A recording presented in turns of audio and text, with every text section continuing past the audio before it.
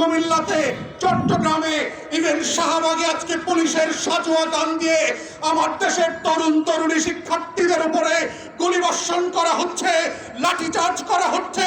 এটা পাঞ্জাবের আমল না, পাকিস্তানিদের হাতে আমরা বন্দী না, এটা 190 বছরের জমিদারি শাসন না।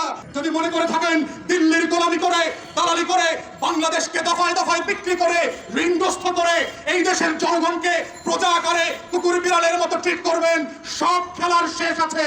ফেরাউনকেও ডুবে মরতে হয়েছে, নমরুনকেও মশা মাইরা ফেলছে, মতিয়রকে ছাগল কোরবানি দিয়ে দিছে।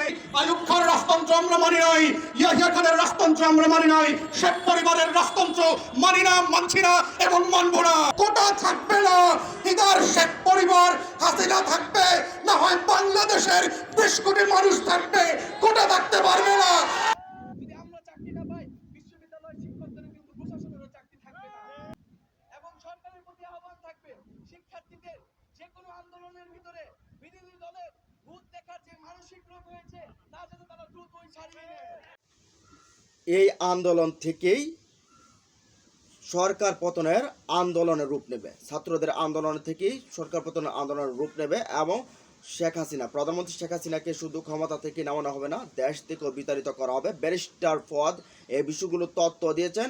আর তার সাথে সাথে কোটা যে আন্দোলনকারী নেতৃত্ববৃন্দ তারা বলছেন যে কোনোভাবেই ছাড় দেওয়া হবে না, যত বাধা আসুক আমরা রাজপথে আছি, রাজপথে মোকাবেলা করব। চলুন, গুরুত্বপূর্ণ ভিডিও রয়েছে কয়েকটা, আমরা সেই ভিডিওটা দেখে আসি।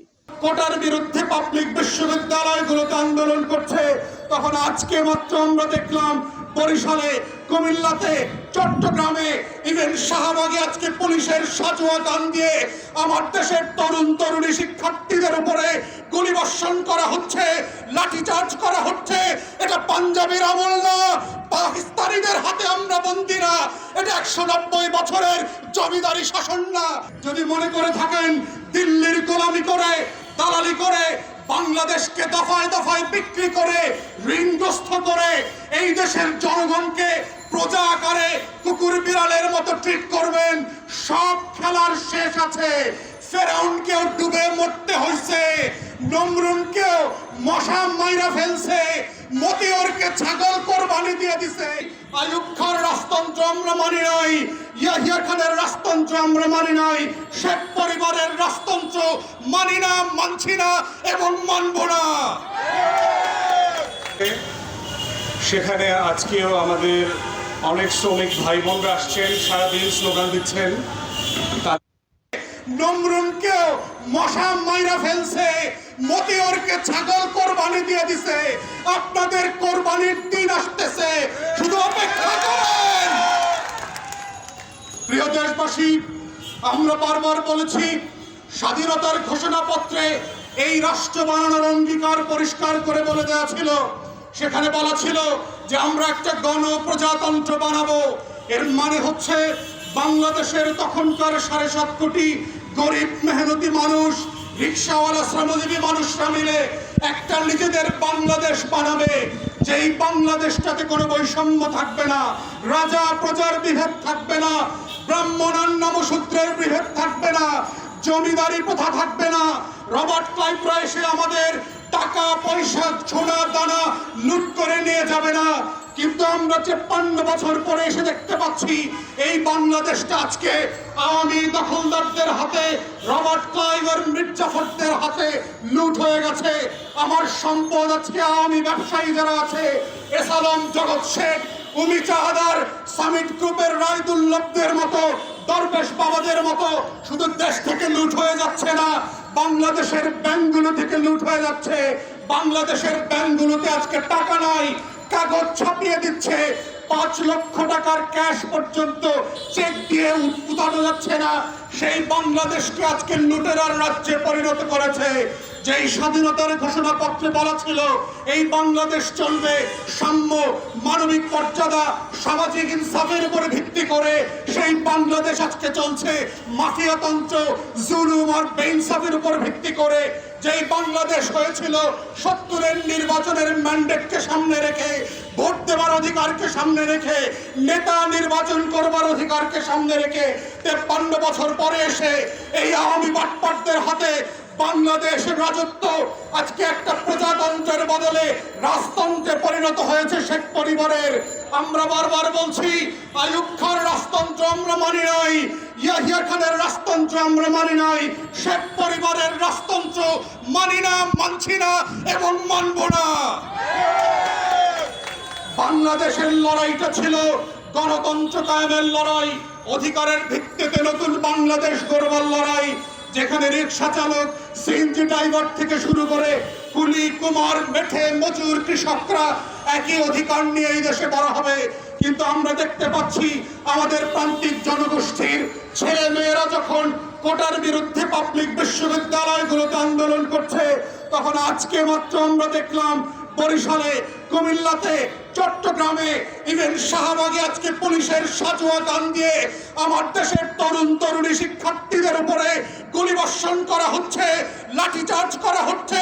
এটা পাঞ্জাবের আমল না, পাকিস্তানিদের হাতে আমরা বন্দী না, এটা 190 বছরের জমিদারি শাসন না।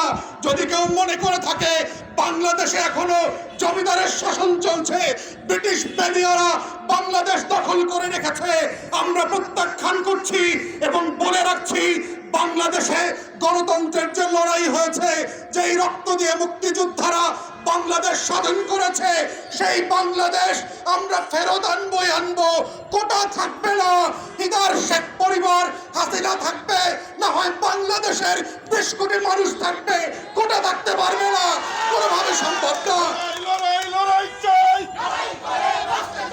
এই লড়াই বাঁচার লড়াই, বাকশালীদের বিরুদ্ধে লড়তে হবে একসাথে, লড়তে হবে একসাথে। বাকশালীদের বিরুদ্ধে। তাই আমরা বারবার বলেছি, বৈষম্যের যে কোটা, সেই কোটা প্রথা বাতিল করতে হবে। কারণ এটা শুধু অসাংবিধানিক নয়, আমাদের সংবিধানের 39-এ আর্টিকেল 29-এ পরিষ্কার করে বলে দেওয়া আছে যে বাংলাদেশ রাষ্ট্রে প্রত্যেক নাগরিকের সমানভাবে চাকরিতে অংশগ্রহণ করবার অধিকার থাকবে। কিন্তু এই কোটা পদ্ধতির মধ্য দিয়ে বাংলাদেশের চেতনা ব্যবসায়ীরা, আওয়ামী মুক্তিযোদ্ধা শ্রেণীর ব্যবসায়ীদের একটা কোটারিতে পরিণত হয়েছে বাংলাদেশ রাষ্ট্র। এই রাষ্ট্র থেকে যদি পরিবর্তন চাই, আমাদের ঘোষণাপত্রে যে গণপ্রজাতন্ত্র করবার লড়াইয়ের কথা বলা ছিল, এই লড়াইয়ের জায়গাকে ফেরত নিয়ে আসতে হবে। সংবিধানের যে মোদ্দা কথা আছে, কোনো বৈষম্য থাকতে পারবে না, সেটাকে সংবিধান পরিবর্তন করে হলেও আবার ফিরায় নিয়ে আসতে হবে। দেশে কোনো কোটা থাকবে না, শুধুমাত্র পাহাড়ি থেকে পিছিয়ে পড়া জনগোষ্ঠী আর প্রতিবন্ধীদের জন্য সর্বোচ্চ 5% কোটা থাকতে পারে। এর বাইরে কোনো আওয়ামী চেতনাবাসদের জন্য কোনো কোটা থাকবে না। নারী জেলা কোটার কোনো প্রয়োজন নাই। বাংলাদেশে মেধার ভিত্তিতে রাষ্ট্র পরিচালিত হইতে হবে, এটাই আমাদের স্বাধীনতার অঙ্গীকার ছিল। এই লড়াই চলছে এবং চলবে, কারণ কোটার যে লড়াই, এটাই আমাদের গণতন্ত্র এবং প্রজাতন্ত্র গড়বার লড়াই। এটাই হচ্ছে বৈষম্যের বাহিরে এসে গণপ্রজাতন্ত্র সাম্যবাদী রাষ্ট্র করবার লড়াই।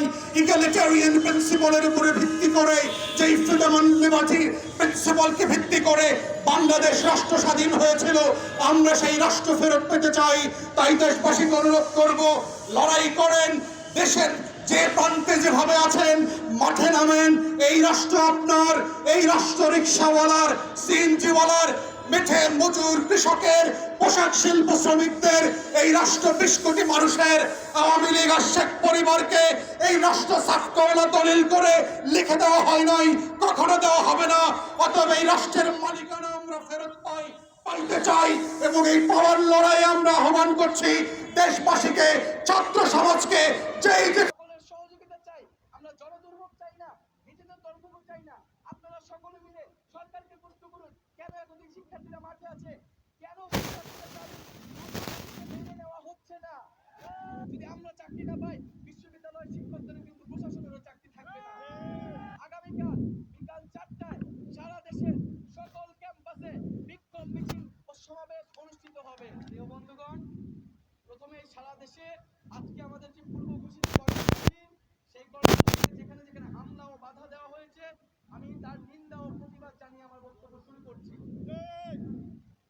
এবং যারা বাধা বিপত্তি পেরিয়েও বিভিন্ন জায়গায় প্রতিরোধ করে তুলেছেন, আজকের কর্মসূচিকে সফল করে দিয়েছে, তাদেরকে সাধুবাদ জানাচ্ছি। সামনের দিনগুলোতেও আমাদের এভাবে ঐক্যবদ্ধভাবে আমাদের মাঠে থাকতে হবে।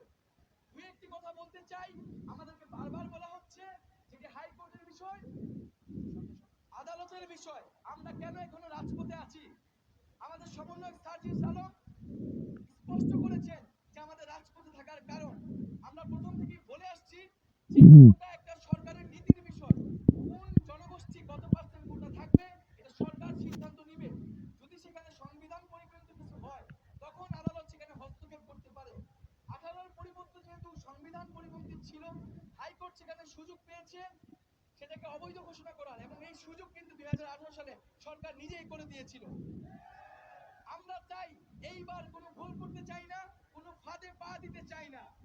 আমরা চাই গোটা সমস্যার চূড়ান্ত সমাধান বাংলাদেশে হতে হবে। আমরা 18 সালে আন্দোলন করেছি, 24 সালেও আন্দোলন করছি।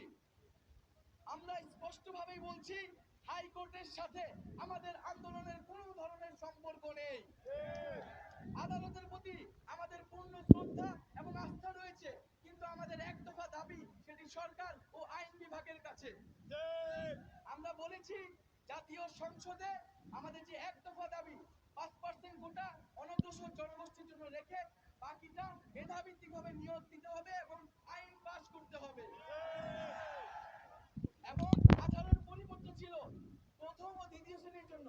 আমরা এখন সকল গ্রেডের কথা বলছি, যেখানে আদালত কোনো ধরনের কথা বলতে পারে না, এটি সরকারের এখতিয়ার কেবলমাত্র। কিন্তু আমরা দেখছি এই আন্দোলনের প্রথম থেকে সরকার এবং দায়িত্বশীল গুরুত্বপূর্ণ ব্যক্তিবর্গ আদালতকে সামনে রেখে টালবাহানা করছে, আমাদের আন্দোলনের ন্যায্যতা নিয়ে প্রশ্ন তুলছে। আজকে মহামান্য আদালতও তার অবস্থান স্পষ্ট করেছে। আদালতকে আমরা সাধুবাদ জানাই এবং আমরা মনে করি যে সরকার আসলে নিজেই আদালতের অবমাননা করার চেষ্টা করছে। যেই কাজ সরকারের সেই কাজ সে আদালতের দিকে ঠেলে দিচ্ছে। তো আমরা বলবো এখনো সময় আছে, কোনো ধরনের টালবাহানা না করে সুস্পষ্ট বক্তব্য এবং দৃশ্যমান পদক্ষেপ নিতে হবে। জরুরি অধিবেশন ডেকে সংসদে কোটার আইন পাস করতে হবে।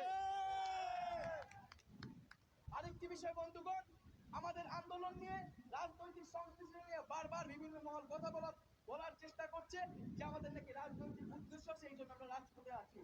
আমরা খুব স্পষ্টভাবেই বলতে চাই যে আমাদের সাথে সরকার বা অন্য কোনো পক্ষের রাজনৈতিক কোনো পক্ষ বিপক্ষ বা সংশ্লিষ্টতা নাই।